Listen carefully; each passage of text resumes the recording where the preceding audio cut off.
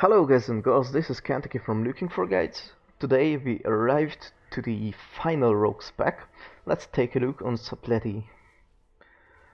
So, to begin with, I would like to point that this should be or could be the best rogue specs. Maybe, if the numbers are right, then Assassination could be better. But right now I think Sub outperforms both Outlaw and Assassination. So why is it then now? Because energy is not really an issue for Sub Rogues, because it regenerates really fast, and most of your abilities doesn't cost a whole lot of energy to use. So at first let's take a look on the spellbook. As you can see, like at other rogue specs, Cloak of Shadows have been nerfed to 2-minute cooldown. Detection is removed. Feint has been nerfed by 10% and it received a 15-second cooldown. Nightblade is slightly changed. It now reduces the effectiveness of healing on the target instead of slowing it. Shadowblades is slightly changed as well. Now the combo point spenders deal 50% additional damage as Shadow, not the auto attacks you do. So it is slightly changed. Damage is around the same, but I'm not sure that this works right now. Shadow Dance is being tuned every day, so I can't really say if the numbers will stay this way or they will change or anything. Shroud of Concealment is now 30 yards instead of 20. Shuriken Storm, now damage increased by only 50%, not 100, while Shadow Dance or Steals is active. So it is a heavily nerfed ability. Moving on, we received a new passive, Shadow's Grasp, which makes Backstab, Shadow Strike to reduce the enemy's movement speed by 30% for 8 seconds.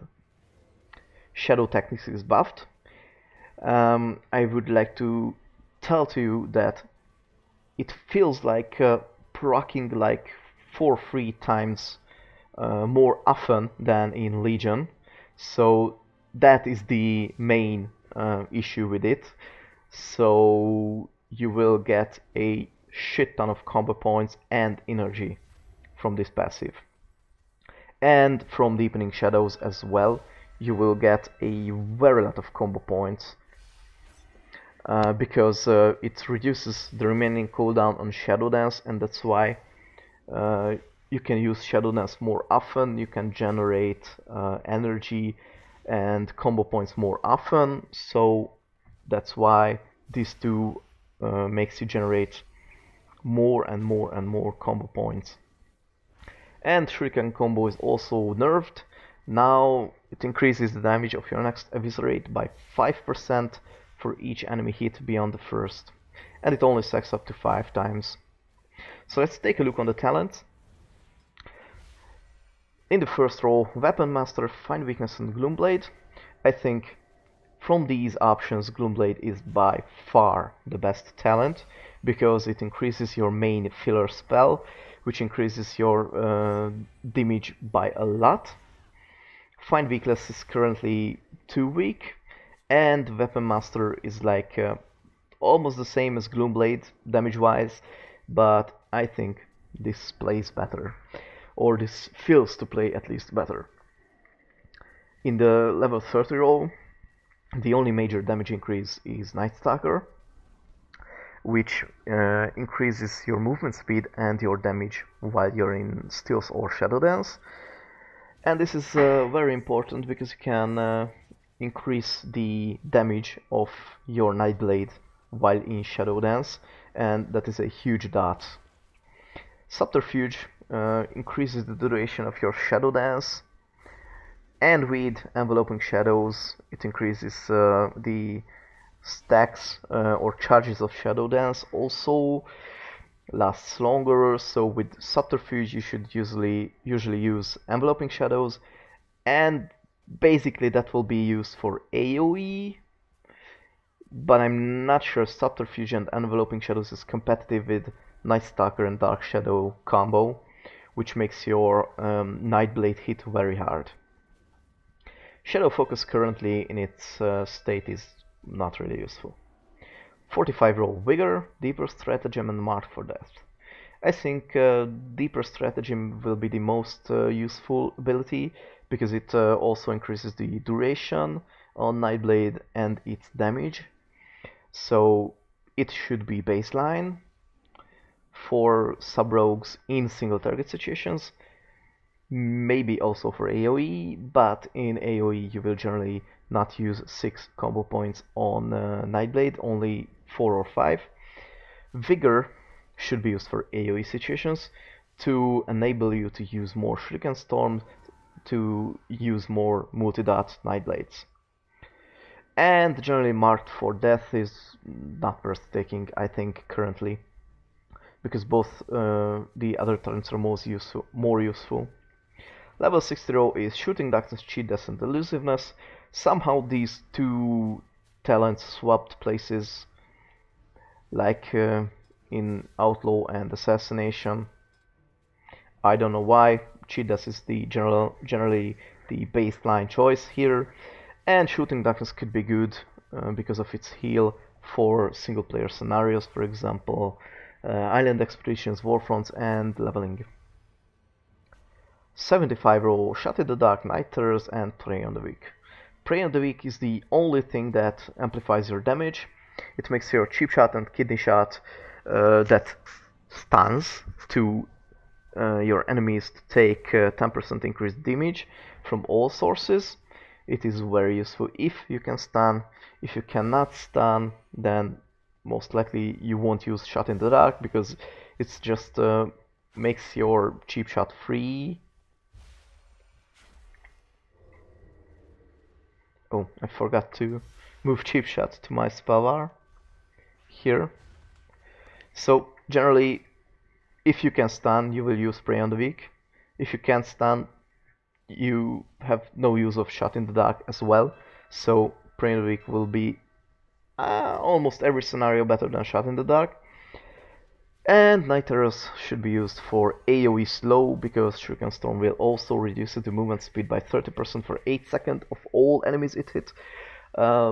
Maybe it will be pretty good for Necrotic Weeks on Mythic Plus.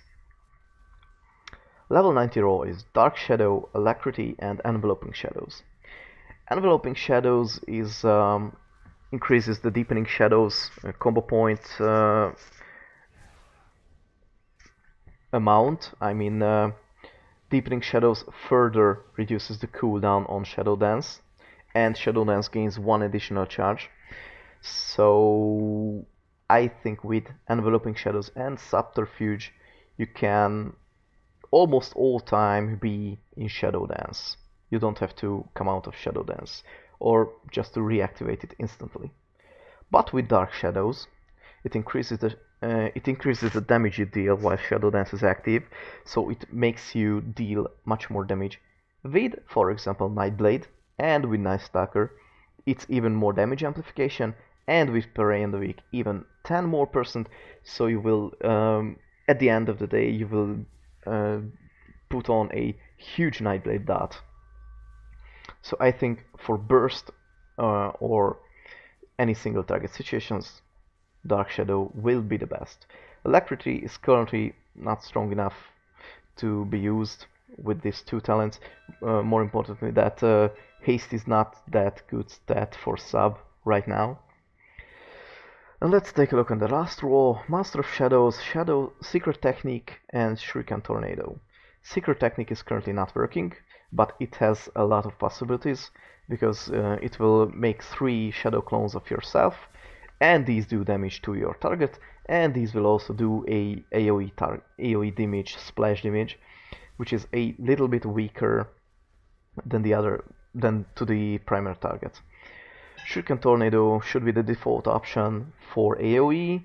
It makes you cast 4 Shuriken Storms for 4 seconds. it is not a channeled ability, so you just fire and leave it. And that's why you will just activate it, then multi that with Nightblade until it lasts. Then you should just continue with the Shuriken Storm, Nightblade, Shuriken Storm, Nightblade rotation to AoE dot. Master of Shadows should be used for every single target situations because it grants you energy every time you enter Steals or Shadow Dance, which is a great thing. So let's see how it plays in a single target situations. First off, you will go Steals, Cheap Shot, Gloomblade, Gloomblade. Activate this, Nightblade, all the possible buffs. And then Eviscerate, Gloomblade, Gloomblade, Gloomblade, Shadow Dance, Nightblade. It is only to activate it, to reapply it before it expires because of the 15% increased damage. Max combo point, symbols, Steals and Nightblade again. Generally you should use all your abilities, I mean Eviscerate, at 5 or 4 combo points. It generally doesn't worth to spend any more, to wait any more time to spend it. Except in this situation where you have to refresh Nightblade, always refresh Nightblade at 6 combo points. Generally, for Eviscerate, you can spend 4, 5 or 6 combo points, but for Nightblade, you will always want to refresh it at 6 combo points. So generally this is how it plays out. Now I didn't pay enough attention to these spells, but generally most of your single target spells and abilities do roughly the same damage. So you can see that I didn't push enough Shadow Strikes and Eviscerates, but my Nightblade uptime is very good. So let's take a look on the AoE build. I think that this will be a useful AoE build. So as I said, use Shuriken's Tornado, Nightblade, Nightblade, Nightblade, Nightblade, then another Shuriken Storm, Nightblade, Shuriken Storm, Nightblade. And as you can see, on all targets there are the Nightblade dots, they are expiring, and here you can see that almost 70% of my AoE damage is from the multi-dot. So I suggest you do the same thing, multi-dot with Nightblade in AoE situations, and that's all. This is the only situation.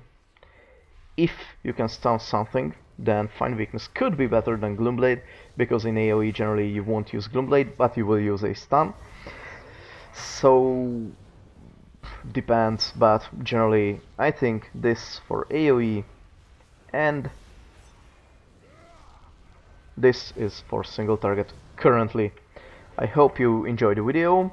There might be a little break because I will go on a vacation on the weekend, and next week we will continue with the priests. So stay tuned and bye bye.